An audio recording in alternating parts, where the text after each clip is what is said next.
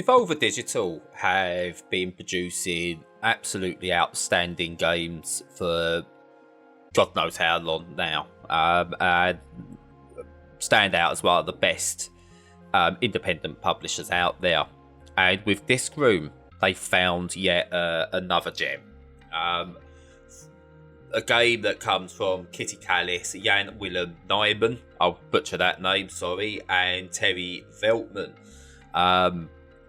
Is one of those games that goes up there with the likes of Super Monkey Ball and Tetris, and more recently Don't Die Mr. Robot, whereby how you actually play the game is super simple. There's no complicated buttons to learn or button layouts to learn. And from the very first moment you play it, it's obvious what you need to do. So basically you're plumped in a room and there's flying saws, discs, going around the room that are going to try and kill you. And your job is to avoid them. And you avoid them by moving your left analog stick around and just staying out the way. And at its base, that is exactly the game you need to play. That is it.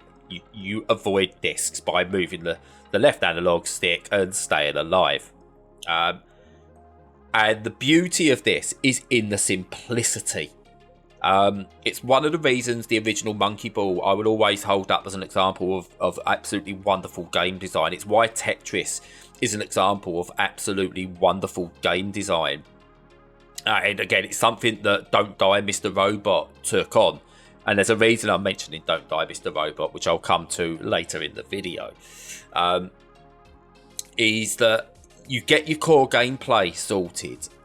And that's it. That's all you need. The game might get more intense and complicated as it goes, but you get that core mechanic, that core loop sorted, and you've got something that people want to go back to time and time and time again. You can see on the screen now that, you know, I'm not great at this game at all. I'm in this early gameplay of this, I'm not great. I'm not getting anywhere near like the dev team times or anything like that. But it's really good that it does to the thousandth of a second. So you can always look to improve. It's akin to a racing game in that way, where you shave a 1,000th, 2,000th of a second off your best time, but that's great because you spend 30 laps trying to do that. It's the same here. Instant restarts, instant reruns, and good progression. The actual progression on this, and this they must be complimented on this. The actual progression on this isn't too difficult. So survive for I think about 10 seconds and you will get other rooms open and you will progress. You're constantly progressing. So even though you fail, you never actually fail, which is great. Absolutely wonderful. And for that alone, the game needs commending. But I've played games where they've managed to get this instant loop and, failure doesn't really matter. But the issue with those games is that generally they're boring, or they've failed to get the right ideas through with it. That's not the case here. There is a little bit of lore to the game, and it's worth sort of like noticing as you progress. But again, it doesn't matter. You don't need to. You can collect power-ups, and they're on a single button, and they help you. So you see here, there's a dash. There's another one where you can slow down time, and they all become helpful in certain ways. And there are boss battles which change up the gameplay slightly. So the boss battle will see you needing to still move around the level, avoiding the discs, but you'll see like little nuggets of something like bombs, I suppose, in a way, that are laying on the floor. You hit those and that does damage to the boss. That's how you do it. It doesn't change things up too much from that. And again, it just keeps the core gameplay mechanic in place. And it doesn't reward failure. That would be the wrong word. But it doesn't punish you for failure at the same time. and that's really good. Because I've played games again where I've been punished for failing, and it makes me not want to play anymore. I play games to have a good time. Don't care if they're difficult, don't get me wrong.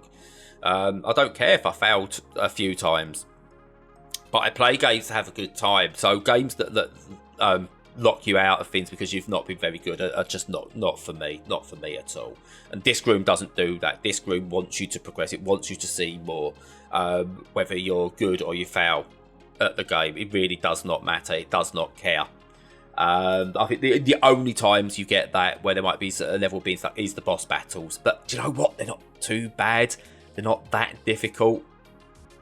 So I mentioned this, compared this to Don't Die, Mr. Robot, a game which came out a few years ago on Vita and has since been released on PS4 and Switch. And that is by Infinite State Games. And I went back to that again after playing Disc Room to go, this is just Don't Die, Mr. Robot. And it's like trying to compare, I suppose, Tetris to Puyo Puyo. Sure, they're both puzzle games, but they are completely different. They can work together, but they are completely different games. Or even Tetris to Chime, for example, where they both use the tetrominoes as the thing. Again, puzzle games, you need to link them together to clear them, but they're completely different. And it's the same with Disc Room and Don't Die, Mr. Robot. Whereas Disc Room, you just need to avoid. But Don't Die, Mr. Robot has a similar core mechanic where you're avoiding the enemies, but the fruit is constantly jumping on the screen. You want to avoid that for the most time to trigger a chain reaction of explosions by hitting one of the fruits. As that explosion hits another fruit, hits the enemies and kills the enemies, and to build up points. Now, overall, the core mechanic is the same, but the games are very, very different. And they're both worth having. Honestly, both are absolutely wonderful games. Disc Room is easily going to be in there as one of the potential games of the year for me. And I'm glad I don't rank them specifically in terms of like 1 to whatever, because it's getting very difficult. But it is so enjoyable. You get moments where it looks like it might be impossible. You go, I don't know, I'm going to do this. You survive. You don't know how, but you survive. And it's just that the endorphin rush is just, oh my God, it feels good. So when you do fail, your immediate thought is, I want to go back. I want more of this. I've got to have more of this. I can do this because I know what I can do to improve. So yeah, it's absolutely brilliant. Absolutely brilliant. Devolver Digital, another winner on their hands. It's out on various systems. Steam, I think it's on Switch as well. And the other consoles, I think, might be coming. Or they might already be out. I don't actually know. Which is really bad. I should have checked that out. Oh no, so it is PC only at the moment. There we go. That's my ADHD.